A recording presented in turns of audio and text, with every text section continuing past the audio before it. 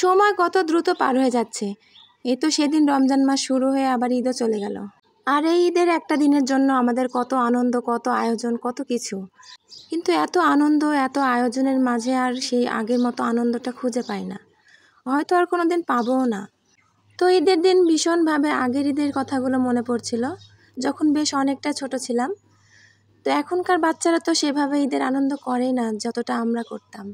আগে তো আমরা চাঁদ রাতের দিন মানে ঈদের আগের দিন ইফতার করার পরে চলে যেতাম একবারে ঈদগাহ ছুটে ঈদের চাঁদ দেখতে। তো ঈদের চাঁদ যখন দেখতে পেতাম তখন কতটা যে আনন্দ লাগতো।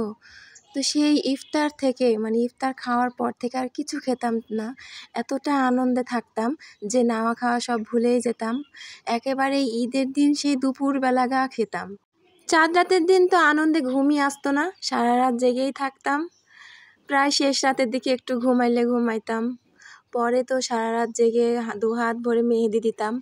অনেক ঈদ গেছে যে একেবারে কনকনে শীত, সেই শীতের রাতে দু হাত ভরে মেহেদি দিয়ে হাত সোজা করে রাখতাম যতক্ষণ না একেবারে ঝরঝরেভাবে শুকায় যেত। তো মাঝে মাঝে দেখা যেত যে ঘুমিয়েও পড়তাম, তো বিছানায় একেবারে পুরাটা মেহেদি ঝরে একাকার হয়ে থাকতো।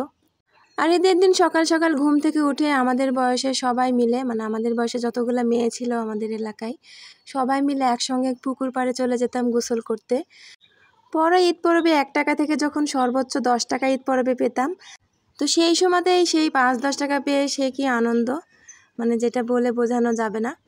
তো সেই 5-10 টাকা নিয়ে যখন ঈদ মাঠে গিয়ে 1 টাকা 2 টাকা করে সব জিনিস একটা করে ট্রাই করতাম, তখন ভীষণ ভালো লাগতো, মানে অন্যরকম একটা আনন্দ উপভোগ করতাম। সে আগের দিনের মতো আনন্দ এখন আর কোনো কিছুতেই পাওয়া যায় না, আর হয়তো কোনো দিন পাওয়া যাবেও না। তো যারা এই দিনগুলো পার করে আসছে তারা সবাই হয়তো ভীষণ মিস করে সেই দিনগুলো। আর এখনকার ঈদের আনন্দটা তো একেবারে অন্যরকম। চাঁদ রাতের দিন আনন্দ করি মশলা কেটে, মানে আদা রসুন মশলা করতে হবে, এগুলা কেটে আনন্দ করতে হয়। আর ঈদের দিন তো ঘুম থেকে চোখ মুছতে মুছতে কী রান্না করব, কে কী খাবে এটা ভাবতে ভাবতে রান্না করতে করতে ঈদের দিনটা চলে যায়। তো আমি ঈদের দিন সকালে ঘুম থেকে উঠে রান্না শুরু করে দেই, আর যে রান্নাগুলো করেছি সেই রান্নাগুলো একটু একটু করে ভিডিও করে আপনাদের সঙ্গে শেয়ার করছি। তো এখানে আমি আমার পরিবারের 4 জনের জন্য রান্নাবান্না করেছি, বাইরের মানুষ না থাকায় খুব বেশি কিছু রান্নাবান্না করিনি। তো এখানে আমি বেশ অনেকটা দুধ দিয়ে সেমাইটা রান্না করেছি।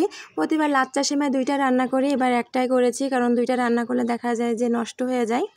ঈদের দিনে তো লাচ্চা সেমাই সেভাবে কেউ খেতে চায় না। পরে এখানে কয়েকটা রুটি বানিয়ে নিয়েছি, আর এখানে গরুর মাংস রান্না করেছি। আর পোলাওটা রান্না করার জন্য চালটা কড়াইয়ে ভেজে আমি রাইস কুকারে দিয়ে দিয়েছিলাম। রাইস কুকারে খুব সুন্দরভাবে পোলাওটা রান্না করা যায়। পরে এখানে আমার মেয়ের জন্য অল্প একটু মুরগির মাংস রান্না করে নিয়েছি। গরুর মাংস রান্না করার পরেও তার মুরগির মাংস খাওয়া লাগবে, মানে মুরগির মাংস সে ভীষণ পছন্দ করে। তো মুরগির মাংসটা একটু আমি দুধ দিয়ে রান্না করে নিয়েছি। তো আমাদের 4 জনের ঈদের দিনের জন্য এতটুকুই রান্নাবান্না যথেষ্ট। তো এই রান্নাবান্নার সাথে একটু কোক টোক ছিল, এই আর কি। তো যদি ভিডিওটি ভালো লেগে থাকে তো অবশ্যই লাইক কমেন্ট করবেন, আর আমার পেজে একটু লাইক ফলো দিয়ে আমাকে একটু সাপোর্ট করবেন, আমার পাশে থাকবেন। তো আপনারা ভালো থাকবেন, সুস্থ থাকবেন, আর আপনাদেরকে আবারও জানাই ঈদ মোবারক, ঈদ মোবারক, ঈদ মোবারক।